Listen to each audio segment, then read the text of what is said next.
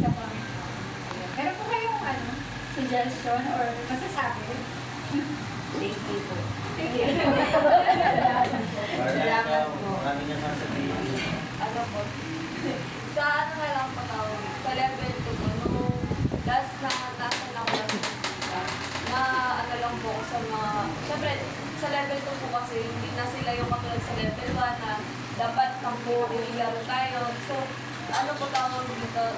Nagano lang po ako, nabigyan lang po ako ng word ng idea nung habang nag-train nga po ako dun sa School of Leaders. Tapos sabi ko, but parang gusto ko po siyang i-apply doon sa Kilos na ano po kasi tawag dito, ang dami na po nilang napagdadaanan, nagulat po ako sa mga kwento nila na ano daw dito, may mga nabubuli sa school sa kanila, may wala silang kaibigan sa school, hindi sila pinapansin sa kanila. So, ang ginawa ko po siguro nun is mas better po na lang kapag sa level 2 po. Gawin po natin, alam niyo yung parang mag-circle po kayo, tapos parang life group lang po kumbaga, pero mas i-focus po natin yung kakamustahin po natin sila personally and kung kamusta po sila sa Lord, gano'n. Tapos, ang dami po talaga nilang masasabi kasi ang mga level 2 po talaga matagagal na po talaga, lalo na po sila Apollo, yan, sila DJ, yan.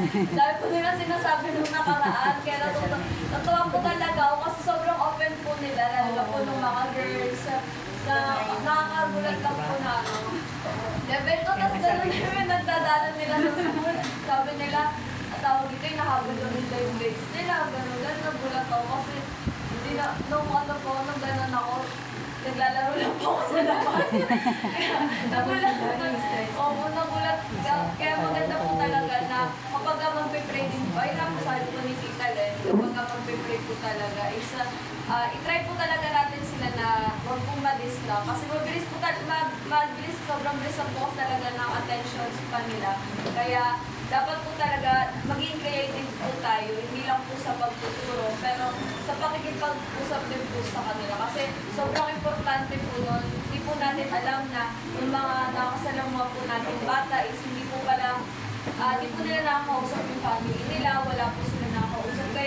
Kaya yung iba po talaga sa kilos, hindi na lang po natin kung sobrang kulit. Kasi balik niyo po doon lang po pala nila sa church na lalabas yung gano'n, nila kapag kwento sila ng gano'n. So, ay po alam na ano po talaga sa pasensya, pero pag-pray na lang po talaga natin sa Lord na bigyan po tayo ng wisdom and knowledge pagkatatayo po tayo sa kilos. Sa level 1 naman po, siguro po mas maganda if gawin po natin creative. Kunyari po magkakaroon po tayo ng puppet show, gano'n katulad po ginagawa nila Ate Micaela, tapos yung activities po natin, mas ano po sila tawag dito, gusto nila yung nagugupit sila, nagko-color, gano'n po yung gusto nila. Opo, interactive po talaga. Makipag-interact po kayo sa kanila. Kaya nga po talagang mas maganda po kapag sa level 1, yung naglalaro sila. Kasi mga bata po yan, pero gawin po natin yung laro na yun. Yung connect po natin yung lesson sa laro para po habang naglalaro sila na nare-remind din sila sa Word of God. Ayun. Pwede po yung yung nasa chart, ang suggestion nyo po, yung sa chart po, tapos lalagyan niyo po yun ng Bible verse, pero lalagyan niyo po siya ng blank. Tapos sabay, ididikit po sila doon ng mga words.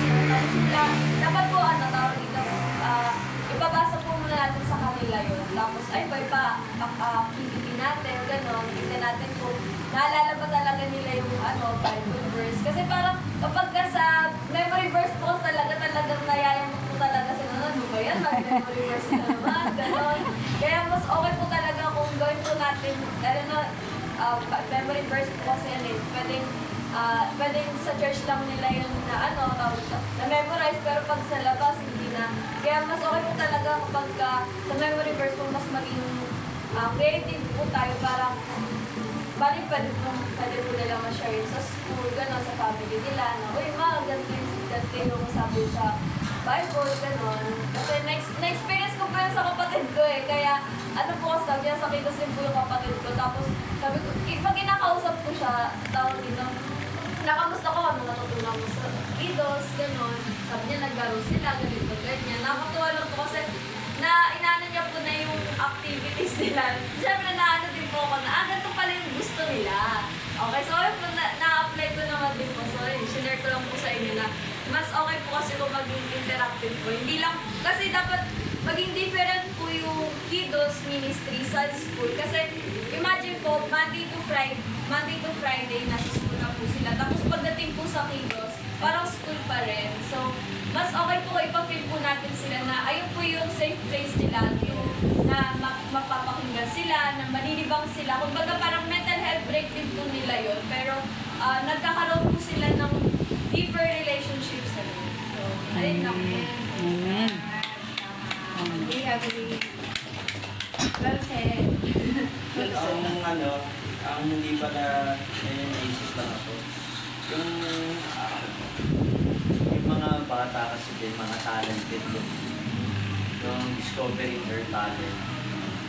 Ma-enhance din nila yung mga talents nila. Like yung mga special numbers sa loob ng church. Dapat mayroon silang exposure. Kasi yun yung parang nakakombine sila sa room. Tapos wala silang public exposure sa church pa rin. Kasi if we, sa kanila yung, yung the future na yung gagawin ko sa loob ng church. Not to be part ng kiddos. Pero later on, I want to be one of the song leader or instrumentalist or one of a preacher na work sa loob ng church. Kasi gano'n yung dating kiddos eh. So, yun, nung one time na may kumanta si Pochi, saka yung anak ni Ate Gladys. Apo. Ako mo ba yun? Ako, yun. Yung mga gano'n sana, para hindi lang yung individual, kundi corporately, pasayawin nyo yun. No? One time, mag-special numbers sila. Para yung talent nila, yung next generation, may, diba, yung mga tambouriners natin, yung mga trial movers natin, sana na sila doon, ma-introduce na sa kanila yun na ito, later on, ito yung magiging ministry mo. Kasi napuputol eh. Now, when it comes to church, yung parang pag natapos ang kiddos nila, graduated, wala na silang participation or engagement. So, dapat maitawid mo sila sa doon. So, yun lang para ma-take note nila kasi yun ang kulang sa atin ng kiddos pa rin. We have to expose these people para yung ma-discover, ma-develop natin yung kanilang mga gifts and talent. Kasi mga talented yan. Lalo may TikTok na kayo, lalabas yan eh. Kung sino yung mga dancer, yung mga pagkumarap na camera, very confident sila. Kasi sila din naman may mga sariling TikTok yan. Mga TikTokers naman yung mga yung halimbawa, sabay sila ni Pamela tsaka yung isang kiddos natin. Mga gano'n. Ulit ang mga isang camera. Yung mga gano'n. Si teacher tsaka yung estudyante. Diba? Maganda yun kasi nakikita nila na hindi nasusuppress. Kasi kailangan huwag masuppress yung nila eh. Di ba yung adrenaline mo, pag di mo nilabas yan, wala yan. Yung mga bata ngayon, makakahip ka. Kailangan ilabas nila yung adrenaline mo. So, kaya pagka dating siya sa loob ng church, dapat may movement talaga sila. Kanyari, nagpakanta kayo. Dapat ang kanta na pinapakanta nyo, merong tawag doon?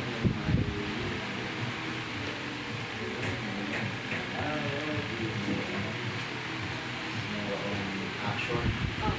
May action. Bagalaw ko, so sweet and marvelous. Yung mga pinapasa ko kay Lenden na mga video, dapat gano'n ka. Kasi nagbabago na yung panahon natin. We have to change the way we treat our next generation. Lalo na ang generation A yan, Alpha. Okay, so maganda yung maganda yung brainstorm.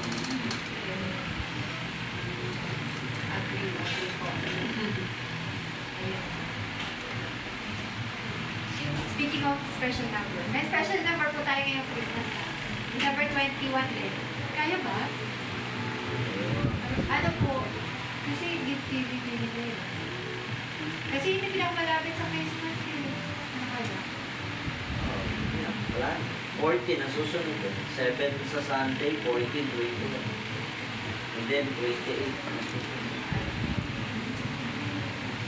Pwede, kaya naman po. Sabihin niyo po. Kailangan po kasi natin talaga ng ano. Di ba, nakasanayan naman po natin na every Christmas is may kilos special number. So, baka meron po kayong idea dyan para po makapag, ano na tayo, advance practice, announcement sa mga kids. Yung mga gusto sumali. Kaya tulad nga sabi ko, magaling kaya at mga bata, grabe. Tapos gusto nila yung special number. Talaga pag sinabi practice, andyan na sila agad. Pati magulang nila aga-aga. Oo, sobrang ano sila. Gusto nila yung ganyan exposure.